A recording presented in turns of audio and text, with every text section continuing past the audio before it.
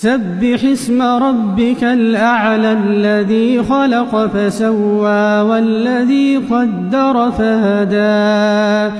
والذي أخرج المرعى فجعله غثاء أحوى سنقرئك فلا تنسى إلا ما شاء الله إنه يعلم الجهر وما يخفى ونيسرك لليسرى فذكر إن نفعت الذكرى سيذكر من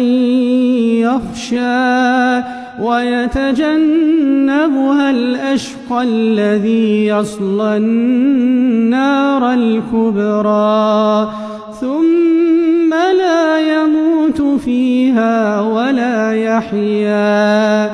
قد أفلح من تزكى وذكر اسم ربه فصلى بل تؤثرون الحياة الدنيا والآخرة خير وأبقى إن هذا لفي الصحف الأولى صحف إبراهيم وموسى.